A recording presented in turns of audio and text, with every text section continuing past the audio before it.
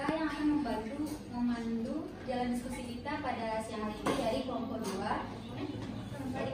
4 yang beranggotakan. Perkenalkan, nama saya yang paling sepi dengan NIM 23042009. Saya Milanur Erika dengan NIM 23042061. Saya Olivia Viola Ananda dan NIM 23042072. Saya Salsabila dengan NIM 23042342. Saya Anissa Putri dengan NIM 23042009. Saya Nurhayati Syagian dengan NIM 23042070. Saya Syufina Zahra dengan NIM 23042086. Saya Gita Rizky Putri dengan NIM 23042156. Saya Aisyah Rizky dengan NIM 23042011. Baik, kita masuk ke diskusinya. Materi yang pertama akan dibacakan oleh Salsabila. Kepada Salsabila dipersilakan. Saya akan menjelaskan materi tentang UU Republik Indonesia Nomor 20 Tahun 2023 tentang aparatur sipil negara. Masuk kepada pokok-pokok peraturan yang pertama yaitu penguatan pengawasan sistem merit. UU ini meningkatkan pengawasan sistem merit untuk memastikan kualifikasi, kompetensi, potensi, dan kinerja ASN serta integritas dan moralitas yang dilaksanakan secara adil dan wajar. Yang kedua yaitu penetapan kebutuhan PNS dan P3K. UU ini menetapkan kebutuhan PNS dan P3K untuk memastikan keberadaan ASN yang sesuai dengan kebutuhan pemerintah. Yang ketiga yaitu kesejahteraan PNS dan P3K. UU ini mengatur kesejahteraan PNS dan P3K termasuk penghargaan dan pengakuan berupa material atau non-material seperti penghasilan penghargaan yang bersifat motivasi, tunjangan, dan fasilitas. Yang keempat yaitu penataan tenaga honorer. UU ini mengatur penataan tenaga honorer untuk memastikan keberadaan ASN yang sesuai dengan kebutuhan pemerintahan. Yang kelima yaitu digitalisasi manajemen ASN, termasuk di dalamnya transformasi komponen manajemen ASN. UU ini mengatur digitalisasi manajemen ASN, termasuk transformasi komponen manajemen ASN untuk meningkatkan efisiensi dan efektivitas pengelolaan ASN. Baik, sekian materi dari saya kembalikan kepada moderator. Baik, terima kasih kepada Salsabila. Materi selanjutnya akan dibacakan oleh Anissa Putri. Terima kasih kepada moderator. Di sini saya akan melanjutkan materi kedua yaitu pasal 2 mengenai kebijakan dan manajemen ASN. Yang pertama isinya itu ada kepastian hukum. Yang dimaksud dengan asas kepastian hukum yaitu penyelenggaraan kebijakan dan manajemen ASN mengutamakan landasan peraturan perundang-undangan, kepatutan, dan keadilan. Yang kedua ada asas profesionalitas yaitu penyelenggaraan manajemen dan ASN mengutamakan keahlian yang berlandaskan kode etik dan kode etik perilaku ASN serta ketentuan. Lalu ada asas proporsionalitas yaitu penyelenggaraan manajemen ASN mengutamakan keseimbangan antara hak dan kewajiban pegawai ASN. Lalu yang keempat ada asas keterpaduan yaitu penyelenggaraan manajemen ASN didasarkan pada suatu sistem pengelolaan yang terpadu secara nasional. Yang kelima ada pendelegasian yaitu sebagian kewenangan manajemen ASN dapat didelegasikan pelaksanaannya kepada instansi pemerintah. Lalu ada asas netralitas yaitu setiap pegawai ASN tidak dapat berpihak dari segala bentuk pengaruh maupun tidak memihak kepada kepentingan lain di luar kepentingan bangsa dan negara. Yang ada akuntabilitas yaitu setiap hasil kerja dan perilaku kerja pegawai ASN harus dapat dipertanggungjawabkan kepada publik sesuai dengan ketentuan peraturan perundang-undangan. Selanjutnya ada efektivitas dan efisiensi yaitu penyelenggaraan manajemen ASN harus berorientasi pada pencapaian tujuan organisasi melalui pengelolaan sumber daya secara optimal. Lalu selanjutnya ada asas keterbukaan yaitu penyelenggaraan manajemen ASN bersifat terbuka antar publik sesuai dengan ketentuan peraturan perundang-undangan. Ada asas non-diskriminatif yaitu penyelenggaraan manajemen ASN tidak membedakan latar belakang, suku, ras, warna kulit, agama, asal kebutuhan khusus. Selanjutnya ada asas persatuan dan kesatuan, yaitu pegawai ASN berfungsi sebagai perekat dan pemersatu bangsa. Lalu selanjutnya ada asas keadilan dan kesetaraan, yaitu pengaturan penyelenggaraan manajemen ASN mencerminkan rasa keadilan dan kesempatan yang sama dalam fungsi dan peran sebagai ASN. Yang terakhir ada asas kesejahteraan, yaitu penyelenggaraan manajemen yang diarahkan untuk mewujudkan peningkatan kualitas hidup pegawai ASN. Itu saja materi dari saya. Saya kembalikan ke moderator. Baik, terima kasih kepada Nisa Putri. Selanjutnya kesimpulan yang akan dibacakan oleh Anissa Rizky kepada Nisa. Baik, terima kasih kepada moderator. Dari materi yang telah disampaikan kelompok kami tadi, kami menyimpulkan bahwa Undang-Undang Republik Indonesia Nomor 20 Tahun 2023 tentang aparatur sipil negara adalah sebuah peraturan yang memiliki signifikansi penting dalam pengelolaan ASN di Indonesia. Undang-undang ini bertujuan untuk mengatur dan menjaga profesionalitas, etika, integritas, dan kinerja ASN dalam melakukan tugas dan tanggung jawabnya. Di dalam Undang-Undang RI Nomor 20 Tahun 2023 terdapat berbagai hal yang diatur, seperti rekrutmen ASN, penetapan promosi, kenaikan pangkat, tugas dan tanggung jawab, hak dan kewajiban, disiplin kerja, serta kompetensi dan fasilitas yang diterima oleh ASN. Undang-undang ini juga memberikan perhatian khusus pada pengembangan kompetensi ASN melalui pelatihan dan pendidikan, guna meningkatkan profesionalisme dan kualitas pelayanan publik. Selain itu, Undang-Undang Republik Indonesia Nomor 20 Tahun 2023 juga memberikan landasan hukum untuk memperkuat pencegahan korupsi dan penegakan etika dalam lingkungan ASN. Dengan adanya undang-undang ini, diharapkan ASN dapat menjadi pilar yang kuat dalam pemerintahan yang bersih, efektif, dan responsif, serta mampu memberikan pelayanan yang optimal kepada masyarakat. Namun implementasi dan peraturan terhadap pelaksanaan Undang-Undang Republik Indonesia Nomor 20 Tahun 2023 juga menjadi faktor penting yang perlu diperhatikan guna memastikan kesuksesan yang efektif dari peraturan tersebut. Sekian, saya kembalikan kepada moderator. Baik, terima kasih kepada Anissa Rizky. Itulah hasil diskusi dari kelompok 4. Apakah ada dari teman-teman sekalian yang ingin memberikan kritik dan saran atas presentasi di kelompok 4? Jika tidak ada, kita masuk ke sesi tanya jawab. Apakah ada teman-teman yang ingin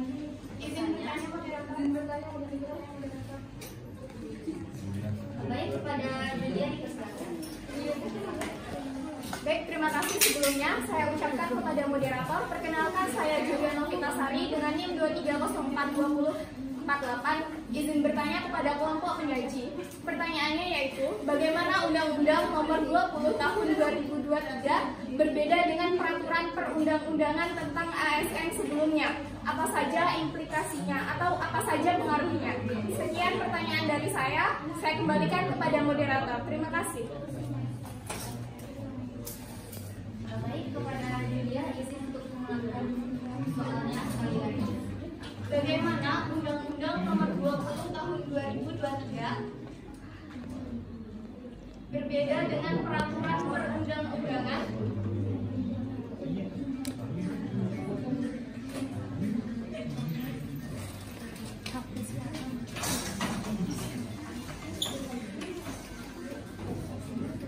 tentang ASN sebelumnya? Apa saja implikasinya?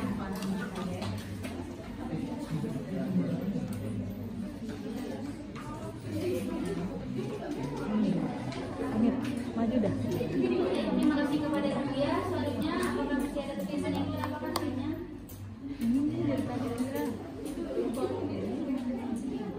Baik, kepada Lukman. Terima kasih kepada moderator. Perkenalkan nama saya Lukman Nabila dengan NIM 230422. Izin menambahkan bertanya kepada kelompok penyaji, yaitu bagaimana pengelompokan aparatur sipil negara menurut Undang-Undang Nomor 20 Tahun 2023 serta bagaimana peran dan tanggung jawab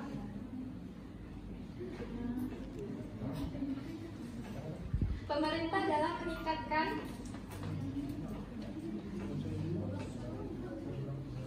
profesionalisme ASN menurut undang-undang ini.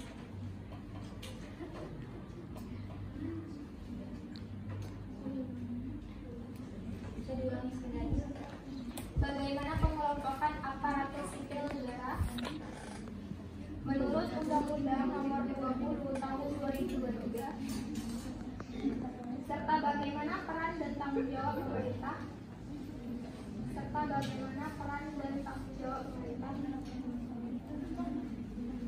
dalam meningkatkan profesionalisme ASN menurut Undang-Undang ini.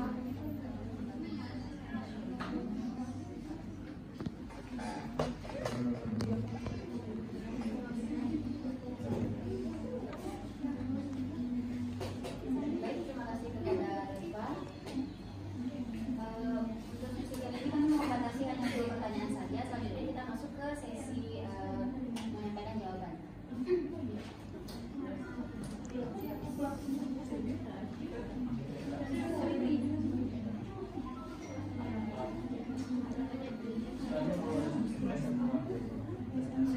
Baik, pertanyaan pertama dari Julia akan dijawab oleh Ara. Kepada Ara dipersilakan.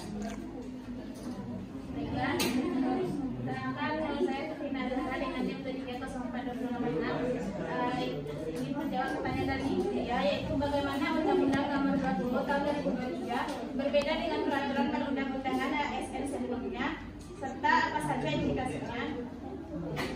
Undang-Undang Nomor 20 Tahun 2023 tentang aparatur sipil negara memiliki beberapa perbedaan signifikan dibandingkan dengan peraturan perundang-undangan ASN sebelumnya. Seperti yang pertama, sistem karir ASN. Undang-Undang Nomor 20 Tahun 2023 menerapkan sistem karir terbuka, di mana seleksi promosi dan mutasi ASN tidak lagi berdasarkan senioritas, tetapi lebih menitikberatkan pada kompetensi dan prestasi. Hal ini bertujuan untuk mendorong ASN untuk terus mengembangkan kompetensi dan memberikan kesempatan yang lebih adil bagi ASN untuk berkembang. Kemudian ada manajemen kinerja. Undang-undang baru ini memperkuat sistem manajemen kinerja ASN dengan evaluasi kinerja yang lebih komprehensif dan terstruktur. Penilaian kinerja tidak hanya berdasarkan target, tetapi juga perilaku dan kompetensi ASN. Hasil penelitian kinerja akan lebih berpengaruh terhadap pengembangan karir, remunerasi, dan pemberian penghargaan. Yang ketiga, pengembangan kompetensi. Undang-Undang Nomor 20 Tahun 2023 mewajibkan ASN untuk senantiasa meningkatkan kompetensinya melalui pelatihan dan pendidikan. Hal ini bertujuan untuk meningkatkan kualitas layanan publik dan daya saing ASN. Yang keempat, remunerasi dan penghargaan. Undang-undang baru ini memberikan landasan hukum yang lebih kuat untuk sistem remunerasi berbasis kinerja. ASN yang berprestasi akan mendapatkan remunerasi dan penghargaan yang lebih baik. Implikasi dari perubahan-perubahan ini antara lain: yang pertama, mendorong ASN untuk lebih kompetitif dan berorientasi pada prestasi. Yang kedua, meningkatkan kualitas layanan publik melalui ASN yang lebih profesional dan kompeten. Yang ketiga, memperkuat akuntabilitas dan transparansi dalam manajemen ASN. Yang keempat, menciptakan iklim kerja yang lebih sehat dan motivasi yang lebih baik bagi ASN. Mungkin sekian jawaban dari saya kembalikan lagi kepada mereka. Baik, terima kasih kepada Ara. Teman-teman harap fokus. Apakah ada yang ingin menambahkan jawaban dari Ara? Baik, kepada Nadia dipersilakan. Baik, terima kasih kepada moderator atas kesempatannya. Sebelumnya perkenalkan, nama saya Nadia Siti Pratama dengan NIM 2304/2067. Izin menambahkan jawaban dari pertanyaannya, yaitu bagaimana Undang-Undang Nomor 20 Tahun 2023 berbeda dengan peraturan perundang-undangan tentang ASN sebelumnya, dan apa saja implikasinya atau apa saja pengaruhnya. Jadi menurut saya, Undang-Undang Nomor 20 Tahun 2023 tentang aparatur sipil negara, yaitu tentang perbedaan dan implikasinya. Berapa perbedaan utama utamanya. Pertama adalah kesetaraan hak. UU baru ini memberikan hak yang sama bagi pegawai negeri sipil atau PNS dan pegawai pemerintah dengan perjanjian kerja atau disebut dengan PPK. Hal ini menghapuskan kategorisasi PNS pusat dan PNS daerah. Kedua yaitu pengawasan sistem merit. Penguatan pengawasan sistem merit menjadi fokus utama untuk memastikan seleksi dan promosi ASN yang transparan, objektif, dan berbasis kompetensi. Yang ketiga yaitu kebutuhan ASN, penetapan kebutuhan ASN yang lebih terstruktur dan terukur untuk memenuhi kebutuhan instansi secara efektif dan efisien. Keempat yaitu kesejahteraan ASN, yaitu perbaikan kesejahteraan ASN termasuk jaminan pensiun bagi semua pegawai ASN, baik PNS maupun PPK. Dan implikasi serta pengaruhnya, pertama adalah profesionalisme ASN, yaitu diharapkan dapat meningkatkan profesionalisme dan kinerja ASN dalam melayani publik. Kedua, efisiensi birokrasi, yaitu digitalisasi dan penataan kebutuhan ASN diharapkan dapat meningkatkan efisiensi dan efektivitas birokrasi. Yang terakhir yaitu keadilan dan merit birokrasi, yaitu sistem merit yang diperkuat diharapkan dapat menciptakan proses seleksi dan promosi ASN yang lebih adil dan berbasis merit. Mungkin sekian sedikit tambahan jawaban dari saya. Terima kasih, saya kembalikan kepada moderator. Baik, terima kasih kepada Dia. Apakah ada yang ingin menambahkan jawaban untuk pertanyaan Dia? Baik, kepada apa yang kita jawaban? Baik, terima kasih kepada moderator atas kesempatannya. Di sini saya akan menambah jawaban dari pertanyaan dari Julia. Undang-Undang Nomor 20 Tahun 2003 tentang Perlindungan Data Pribadi di Indonesia memperkenalkan berbagai perubahan signifikan dibandingkan dengan peraturan sebelumnya terkait dengan perlindungan data pribadi. Berikut adalah beberapa perbedaan utama dan indikasi perubahan tersebut. Yang pertama yaitu penekanan pada hak subjek data. Undang-Undang Nomor 20 Tahun 2023 memberikan hak yang lebih jelas dan tak terbatas pada subjek data, termasuk hak untuk melakukan, memperbaiki, menghapus, membatasi, dan memindahkan data pribadi mereka. Peraturan sebelumnya, hak-hak subjek data tidak sejelas dan selengkap diatur dalam Undang-Undang PDP 2023. Peraturan sebelumnya lebih fokus pada aspek kepatuhan tanpa penekanan yang kuat pada hak individu. Yang kedua yaitu penegakan hukum dan sanksi. Undang-Undang Nomor 20 Tahun 2023 memperkenalkan sanksi yang lebih ketat dan terperinci, termasuk denda administratif dan sanksi pidana bagi pelanggaran perlindungan data pribadi. Peraturan sebelumnya sanksi cenderung kurang spesifik dan tidak sekeras yang diatur dalam Undang-Undang Tahun 2023 sehingga implementasi dan penegakan hukumnya sering kali kurang efektif. Yang ketiga, pembentukan otoritas pengawas. Undang-Undang Nomor 20 Tahun 2003 mengamanatkan pembentukan lembaga independen yang bertugas mengawasi dan memastikan kepatuhan terhadap perlindungan data pribadi. Peraturan sebelumnya tidak ada lembaga pengawas khusus yang berfokus pada perlindungan data pribadi sehingga pengawasan dilakukan secara sporadis dan kurang terkoordinasi. Yang keempat yaitu kewajiban pengendali data. Undang-Undang Nomor 20 Tahun 2023 mengatur kewajiban yang lebih rinci bagi pengendali data dan prosesor data termasuk keharusan untuk menerapkan langkah-langkah teknis dan organisasi yang memadai untuk melindungi data pribadi. Peraturan sebelumnya, kewajiban pengendalian data lebih umum dan kurang terperinci sehingga menerapkan bisa bervariasi di berbagai sektor. Yang kelima yaitu persetujuan dan transparansi. Undang-Undang Nomor 20 Tahun 2023 menambahkan pentingnya persetujuan yang jelas dan eksplisit dari subjek data sebelum mengumpulkan dan memproseskan data pribadi mereka. Juga menekankan transparansi dalam mengelola data. Peraturan sebelumnya ketentuan mengenai persetujuan dan transparansi komprehensif yang diatur dalam Undang-Undang PDP tahun 2014 seringkali mengakibatkan kurangnya pemahaman dari subjek data tentang bagaimana data mereka digunakan.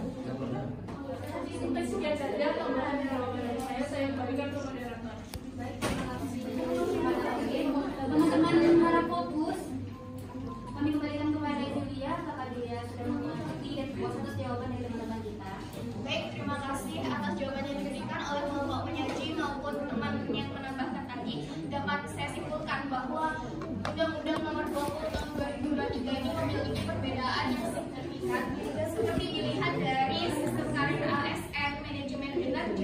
pengembangan kompetensi dan kesetaraan hak. Di samping itu ada pun implikasi dari perubahan-perubahan undang-undang ini tadi, seperti mendorong ASN untuk lebih kompetitif dan berorientasi pada prestasi, meningkatkan kualitas layanan publik melalui ASN yang lebih profesional dan kompeten.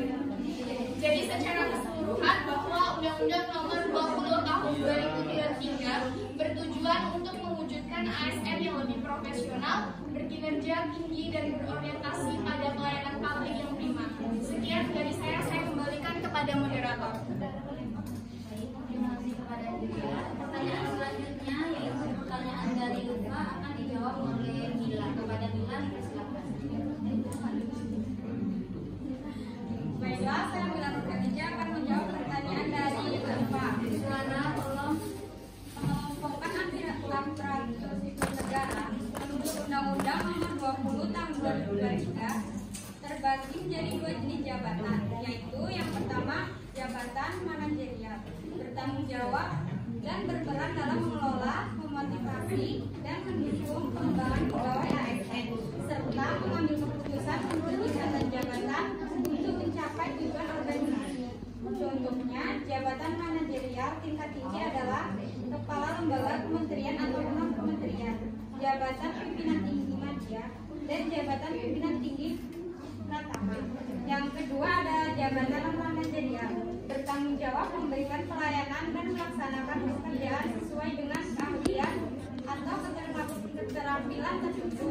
Contohnya, jabatan non-keterampilan Contohnya jabatan non-manajerial adalah diplomat, pranata, analisa, pengawas, penguji, teknisi, dan lain sebagainya. Di sini juga ada peran dan tanggung jawab pemerintah dalam meningkatkan profesionalisme ASN menurut Undang-Undang Nomor 20 Tahun 2023 meliputi mengembangkan pengetahuan dan kompetensi ASN, meningkatkan kualitas pelayanan publik, mengawasi dan melaksanakan kebijakan publik, mengembangkan sistem manajemen ASN. Mungkin hanya itu yang dapat saya sampaikan. Saya kembalikan kepada moderator. Baik, terima kasih kepada Mila. Apakah ada dari teman-teman yang ingin menambahkan jawaban dari untuk pertanyaan Luka? Baik, kepada Luka. Baiklah, saya akan menambahkan jawaban dari pertanyaan Luka. Pengelompokan ASN menurut Undang-Undang Nomor 20 Tahun 2023 tentang aparatur sipil negara tidak lagi mengelompokkan ASN berdasarkan instansi pusat dan daerah. Pengelompokan ASN berdasarkan jenis kepegawaiannya yaitu yang pertama pegawai negeri sipil atau PNS. Diangkat oleh pejabat pembina kepegawaian dan disalahi bukan dalam jabatan pemerintahan. Yang kedua itu pegawai pemerintah dengan perjanjian kerja atau P3K. Itu diangkat oleh pejabat pembina kepegawaian dengan perjanjian kerja untuk jangka waktu tertentu. Peran dan tanggung jawab pemerintah. Undang-Undang Nomor 20 Tahun 2023 memuat beberapa ketentuan yang memperkuat peran dan tanggung jawab pemerintah dalam meningkatkan profesionalisme ASN. Yang pertama itu penguatan sistem merit, yang kedua penetapan kebutuhan ASN, yang ketiga kesejahteraan ASN, yang keempat penataan tenaga honorer, yang kelima digitalisasi manajemen ASN. Sekian tambahan jawaban dari saya, saya kembalikan kepada moderator. Terima kasih kepada Luka. Apakah masih ada dari teman-teman yang ingin menambahkan jawaban untuk pertanyaan Luka? Baik, digunakan kepada kita.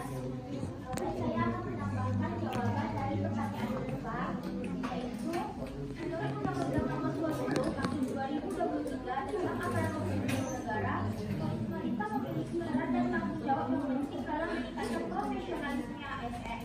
Berikut peran dan tanggung jawabnya. Yang pertama, mengembangkan kompetensi dengan pendidikan dan pelatihan serta pengembangan karir. Yang kedua, sistem manajemen kinerja dengan melakukan evaluasi kinerja, pemberian penghargaan dan pemberian sanksi. Yang ketiga, peningkatan kesejahteraan dengan memberikan gaji dan tunjangan serta fasilitas kerja yang memadai. Yang keempat, penerapan prinsip meritokrasi, yaitu rekrutmen dan promosi serta penilaian yang objektif. Yang kelima, pengawasan dan penegakan disiplin. Melakukan pengawasan berkala dan penegakan disiplin dengan prosedur penanganan yang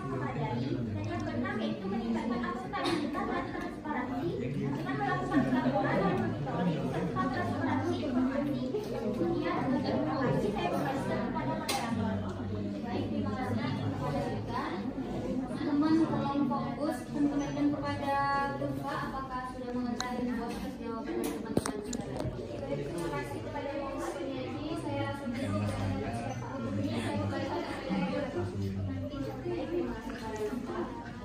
pada Baik teman-teman, itulah hasil diskusi kita pada hari ini untuk kelompok 4. Apabila ada salah kata, mohon dimaafkan. Semoga ilmunya dapat bermanfaat bagi kita semua. Saya akhiri dengan wassalamualaikum warahmatullahi wabarakatuh.